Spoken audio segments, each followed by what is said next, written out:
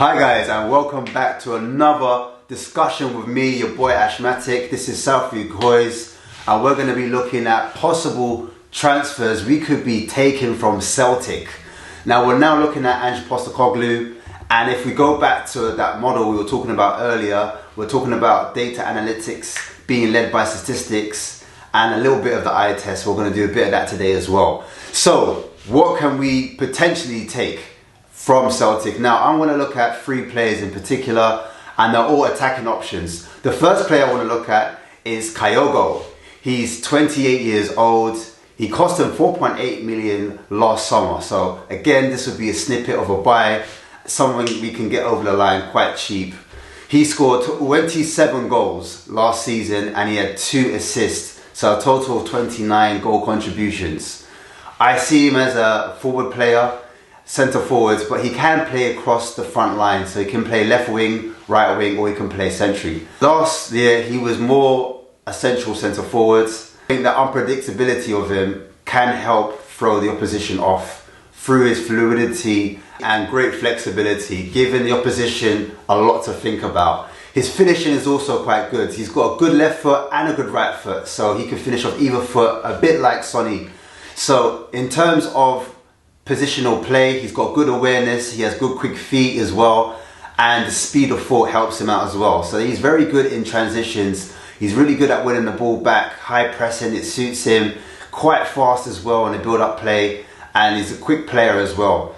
Also, he's not really a physical player, that's a bit of his weakness, not really good in the air, not really a target man. I wouldn't say he's a target man to build up in transition like that. But what he is good at running the channels.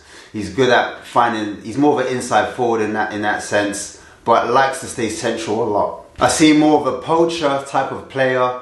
He likes to get inside the 6-yard box quite a lot. He likes to anticipate. He's a good gambler. So he's that type of a striker. So that's something we could look at if we were looking to bring someone off the bench.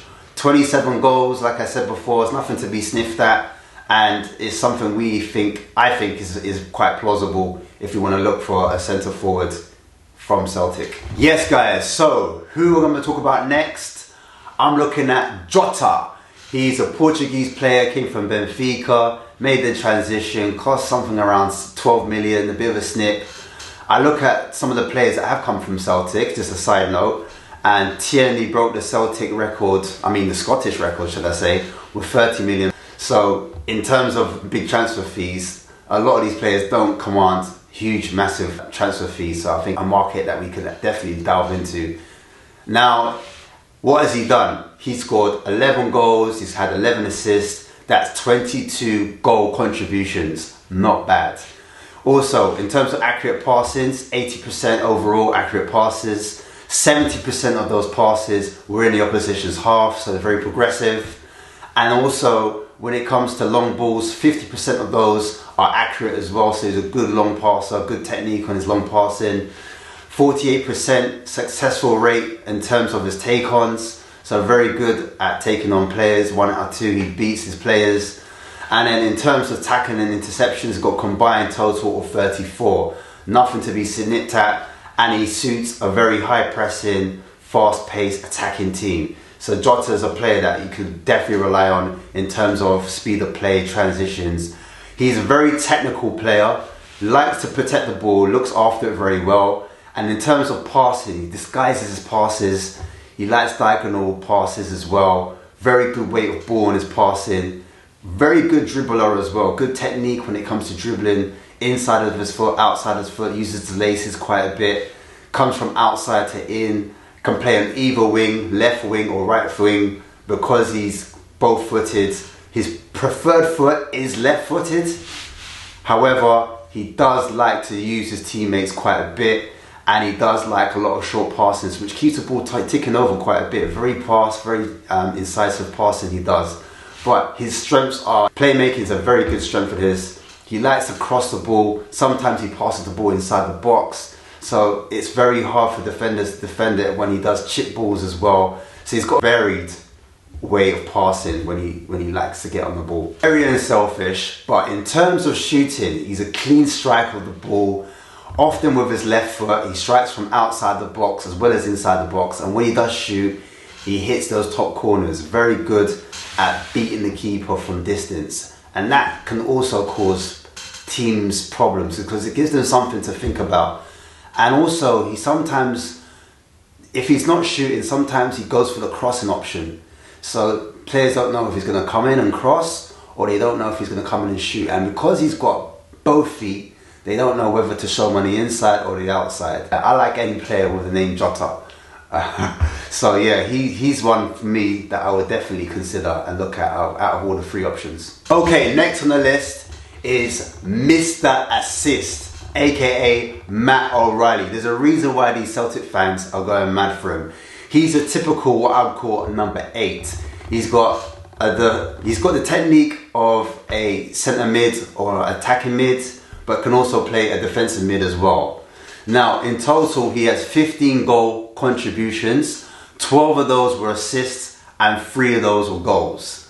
Now, in terms of passing, he's got 80% accurate passes. In terms of long ball passes, 70% of those were accurate. In terms of actual take-ons, 59% of those were successful in terms of his dribbling. So overall, he's quite progressive. Even when it comes to passing in the opposition's box, he's got 74% of those balls are accurate as well. So again, very, very progressive. When you want your double pivots to be attacking, he can fit that mold. In terms of his strengths have to be his one-touch passing, which actually helps with the build-up play from the back. And also in wide areas. When you want to do a 3 versus 2 or 2 versus 1 against a fullback or against centre backs, just trying to overload teams on certain areas and outnumber them, he's very good at speed of play, speed of thought, speed of passing, good positional awareness as well, and it helps the team to push up. In terms of his actual shooting's really good as well. Good technique, a lot of shots from outside the box, and he's actually left-footed.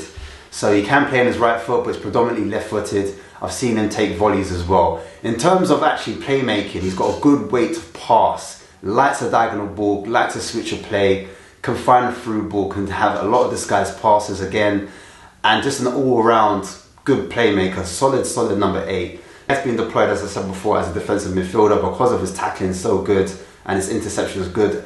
Got a lot of legs in him, likes to press up and down the pitch. And again, he's 22 years old, came from MK Dons. He's from Hounslow originally, and he's one that could easily fit into our team. And that's the reason why, for me, these are the players we want to look at from Celtic that have the most amount of potential. If you look at their age, if you look at the wage, if you look at how much they may cost, they're realistic options for Postecoglou.